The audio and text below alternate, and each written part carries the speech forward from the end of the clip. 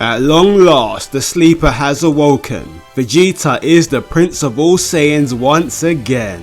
It's been a long time coming, my fellow Vegeta fans, but in Dragon Ball Daima episode 12 we get to see Vegeta transform into a Super Saiyan 3 and it looked amazing, guys. I'm sure most of us thought this day would never come, especially in Super, since we didn't see Vegeta use Super Saiyan 3. I mean, maybe he knew the form, but knew that, you know, it was a flawed form, so decided not to transform into it.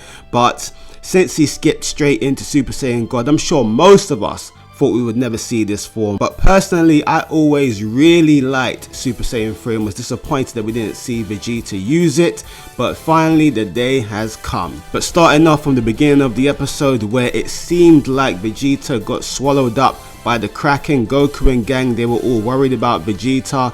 Goku flies in to try and help Vegeta, but it turns out that Vegeta didn't get swallowed up and he was able to maneuver his way out of that situation, and he explains that he's still getting used to his kid body, which is surprising since we haven't heard Vegeta mention this so far. But I mean, it's understandable that, you know, Goku's a bit ahead of him in terms of getting used to his body, seeing as Goku got to the demon realm first, fought a lot more people. But Vegeta goes into Super Saiyan, and while he's trying to fight off the Tamagami, he's still trying to escape the Kraken, and he does end up getting eaten by the Kraken, but he turns into a Super Saiyan 2 to break free, and then the Kraken just kind of yawns and goes back into the sea. But I'm not gonna lie, I was kind of disappointed here. I was hoping that Vegeta would like power up and like break out of the Kraken and end up like blowing him into pieces, you know. But I guess that's a bit too gory for Dragon Ball if, you know, the Kraken gets blown to bits with blood all flying everywhere. But that would have been a really cool scene, and I'm surprised that the Kraken wasn't really injured. I mean, Vegeta went Super Saiyan 2 after. I mean, is the Kraken really that powerful? Like, come on, it's just a big fish, man. But anyway, Vegeta takes on the Tamagami, and at the beginning it seems like they're pretty even, but slowly Vegeta starts edging it, getting a few good shots off, and the Tamagami isn't really getting any blows off on Vegeta. So it's looking like Vegeta's gonna get the W, but the sneaky Namekian Never actually uses his powers to give the Tamagami a power boost, and he almost even gets a mini little transformation because aesthetically he looks a lot different. So he gets a lot stronger and the fight continues. They end up taking it into the water, and the Tamagami used this sick little move with his trident, which actually knocks Vegeta out of his Super Saiyan 2 form, which was pretty crazy. But then that's when Vegeta powers up and goes into a Super Saiyan 3. Now initially I was looking at the form and I was thinking it looks a little bit different because the long hair was like slightly standing up, you know, it didn't fall all the way down like the Super Saiyan 3 form usually looks. But then again, Vegeta had no eyebrows, so I thought this has to be Super Saiyan 3, you know. And Goku is actually surprised and he was like, when did Vegeta learn that form? But then Bulma was like, well, he has been training, you know. So clearly Bulma knew that Vegeta learned Super Saiyan 3, which I absolutely love. You know, the support from Bulma to her husband. She's essentially like a Vegeta fangirl here, which is really cool. And yeah, I love the support that Bulma gives to Vegeta. You know, she knows that he's a Saiyan warrior. His life is built around fighting. So she supports him wherever needed, you know, builds all the equipment that he needs, and is always really supportive of him. Unlike Chi-Chi, who's always trying to hold Goku back from fighting, which is just so annoying. Even though she knows that he's a fighter, she still just wants him to be a farmer and a family man. But I mean, you can balance the two. You can be a fighter, you can be a warrior, and you can be a family man too. So yeah, I've always liked Bulma and Vegeta over Chi-Chi and Goku, to be honest, especially in Super. But anyway, back to the fight.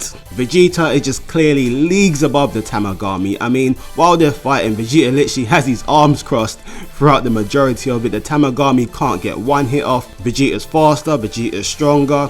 Vegeta ends up shooting out a sick Gallic gun, which the Tamagami surprisingly actually deflects, but then Vegeta charges in with a punch to the face, which just ends the fight there and then. And this is somewhat of a common scene that we're seeing in Daima, when, you know, a character deflects a beam and then the opponent rushes in with an attack. I mean, we saw it with Goku against the third Tamagami, where the Tamagami deflected his Kamehameha, then Goku charged in and elbows him in the stomach. Even in that little little sparring match at the beginning in the first episode with Goku and Vegeta when they had a beam clash, then Goku charges in with a punch. So they're using the scene a lot in Daima, but it still looked really cool. And ultimately Vegeta ends the fight without even breaking a sweat.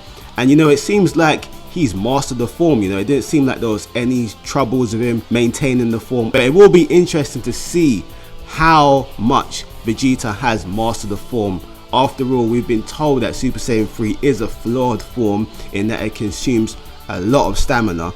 But I mean, it didn't seem like Vegeta was phased at all. It didn't seem like he was fatigued at all. So it will be interesting to hear more about Vegeta's take on the Super Saiyan 3 form. And hopefully we get to see Super Saiyan 3 Vegeta as an adult as well, because let's face it, that would look way cooler than him as a kid.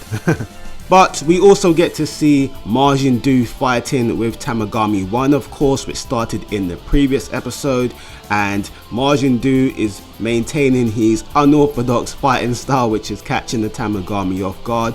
But shortly after, Majin Buu actually stops fighting and states that he wants chocolate and literally throws a little childish tantrum and he just comes off really like a little baby here.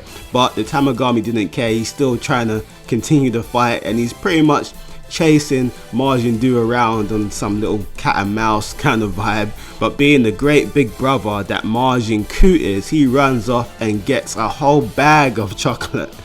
And literally as soon as Majin Buu eats one bar of chocolate, he gets super energized and almost gets like this power boost and shoots out this crazy mouth beam, which really catches the Tamagami off guard and knocks him down. So this almost reminds me of like a Popeye situation. You know, when Popeye eats the spinach and he gets way stronger and defeats his opponent. It seems like that's what is going on here with Majin Buu. As soon as he gets chocolate, I mean, we see the steam coming out of all those air holes in his body, and he literally gets a power boost. So the fight continues. It's a really cool fight between Buu and the Tamagami, but Majin Buu just seems too powerful for the Tamagami and he ends up defeating him. And it didn't even seem like Buu broke much of a sweat, so I'm really intrigued to see how truly strong Majin Buu is here. Maybe he's got like so much potential to the point where he just keeps getting stronger and stronger, almost like Fat Buu in the Buu arc when he first showed up, how he just kept getting stronger and stronger. So he might pose a real threat against the Z fighters, namely Goku and Vegeta. But at the end of both fights, they had to do the final challenge, just like Goku did against the third Tamagami. So Majin Buu, his challenge was doing this little maths problem, which he probably would have failed, but he actually got support from Majin Buu. Majin Buu like whispers the answer in his ear quietly, and so they win the challenge and get the Dragon Ball. Vegeta has this little scenario question where he had to answer, which he answered successfully. So both of them win the Dragon Ball, and during all these situations, King Goma is actually watching on, so he's finally seeing what is going on with Arinsu and the Majins that she created. He sees the fight between Vegeta and the Tamagami, and he's just flipping out all throughout. He's just going crazy. And you know what, I've always liked Goma, but it's getting to the point where I'm like, bro, you're really funny and all your reactions are funny, but it's time for you to start doing stuff, man. You know, I'm getting tired of you constantly just freaking out and barking orders. It's time for us to see you get into the action. And at the end, he actually says, alright, it's time for me to do something. So I'm curious to see what Goma's next move is. I mean, Goku, Vegeta and gang, they've collected 2 of the 3 Dragon Balls, and they need the 3rd one. After all, their wish is to turn them back into adults. So clearly they're gonna have to have a little altercation with Arinsu and the 2 new Majins, since they have the 3rd Dragon Ball. So it'll be interesting to see what Arinsu's next move. Also Glorio, since Glorio is working for Arinsu.